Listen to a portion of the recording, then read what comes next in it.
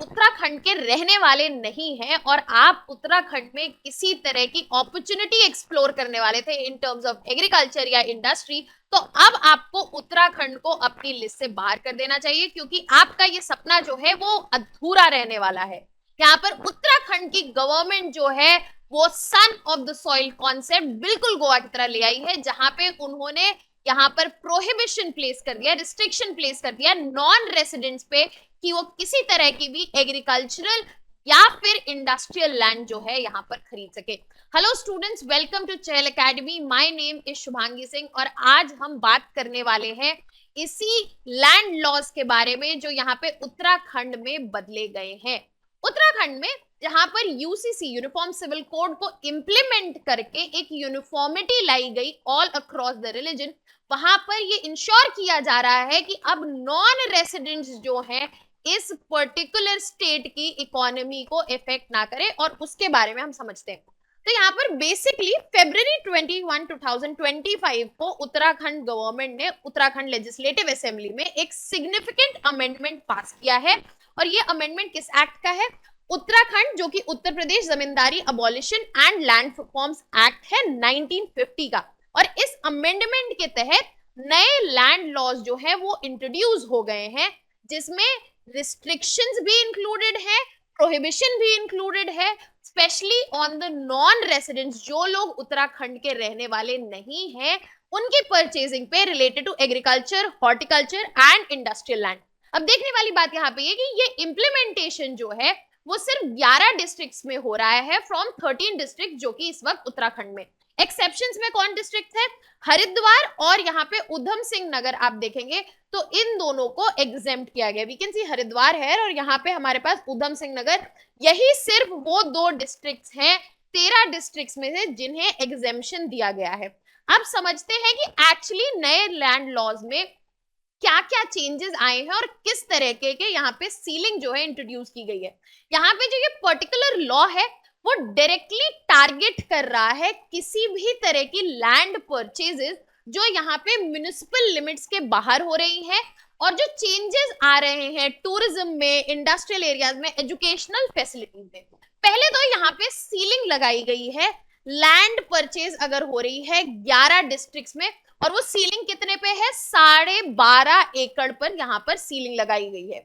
इसके अलावा जो बचे हुए 2 डिस्ट्रिक्ट हैं हरिद्वार और उधम सिंह नगर, वहां पे परमिशन ली जा सकती है इससे ज्यादा लैंड लेने के लिए। इसके अलावा रेसिडेंशियल लैंड परचेजेस जो हैं वो इस वक्त कैप्ड है 250 स्क्वायर मीटर्स पर, जहां पर परमिशन रिक्वायर्ड नहीं रहेगी। अगर आप इसके बियॉन्ड अक्वायर करना चाहते हैं तो आपको परमिशन लेनी पड़ेगी। और ये चेंजेस क्यों लाए गए हैं? ये चेंजेस लाए गए हैं to ensure that the local land ownership is safeguarded. यहाँ पे जो लोकल लोग हैं उनकी जो लैंड ओनरशिप है वो सुरक्षित रहे, उनके पास रहे, और जैसा कि मैंने स्टार्टिंग में बोला, सन ऑफ द सॉइल वाला कॉन्सेप्ट जो है वो इस पर्टिकुलर स्टेट में इंटैक्ट रहे। अब यहाँ पर अगर हम बात करें लैंड परचेज लॉ जो उत्तराखंड में रहे हैं, क्या वो हमेशा से सेम रहे हैं या फिर इनमें हमने चेंजेस दिए थे? तो across the years definitely over the timeline हमने इनमें चेंजेस देखे हैं। यहाँ पे उत्तराखंड के जितने भी लैंड लॉज हैं यहाँ पर वो गवर्न किए जाते हैं by Uttar Pradesh zamindari abolition and land reforms act 1950। यहाँ पे रीजन इसका ये है कि उत्तराखंड जो है वो पहले उत्तर प्रदेश का ही पार्ट होता था। 2000 में ये यहाँ पर उत्तराखंड जो है एक सेपरेट स्टेट बना है। अब 2003 में एनडी तिवारी जो उस वक्त यहाँ पे उत्तराखंड के चीफ मिनिस्टर हुआ करते थे, उन्होंने पहली बार किसी तरह की लिमिट जो है इंट्रोड्यूस की थी जो लोग यहाँ पे नहीं रहते उनकी परचेजिंग पर, स्पेशली जो स्टेट के हिली एरियाज हैं। But gradually over the years in limits को धीरे धीरे कम किया गया और 2017 में एक लैंडमार्क रिफॉर्म लाया गया जहां पे किसी भी तरह की रिस्ट्रिक्शंस नहीं रखी गई, और रीजन दिया गया कि हम टूरिज्म, इंडस्ट्री और स्टेट की इकोनॉमी को बूस्ट करना चाहते हैं। अब ये जो लैंड लॉज आए हैं वो यहाँ पर पूरी तरह से रिवर्स कर रहे हैं जो 2017 में चेंजेस लाए गए थे, और ये अमेंडमेंट जो है क्लियरली मैंडेट करता है कि किसी तरह की भी लैंड, चाहे वो कमर्शियल यूज के लिए हो, इंडस्ट्रियल यूज के लिए हो, कल्चरल यूज के लिए हो, वो जिस पर्पस के लिए खरीदी गई है उस पर्पस के लिए यूटिलाइज होना शुरू हो जानी चाहिए विद इन 3 years। अगर ऐसा नहीं हुआ तो स्टेट गवर्नमेंट के पास इस बात की अथॉरिटी रहेगी कि वो ओनरशिप जो है रिक्लेम कर ले। इसके अलावा अगर कोई लैंड, चाहे वो एग्रीकल्चरल लैंड हो या हॉर्टिकल्चरल लैंड हो, वो यहाँ पर उसका लीज का टाइम बढ़ाकर 30 साल कर दिया गया है। और ये इसलिए किया गया कि स्टेट में अगर लॉन्ग टर्म इन्वेस्टमेंट्स होनी हो तो वो फैसिलिटेट हो सके बिना किसी परमानेंट ओनरशिप के।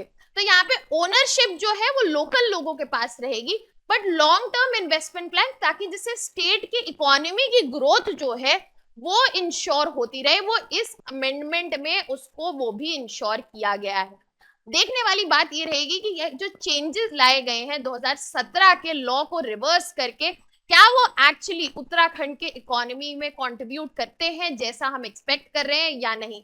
If you have any doubts or concerns, you can send in your comments in the comment section here. That was all from my side. Thank you so much.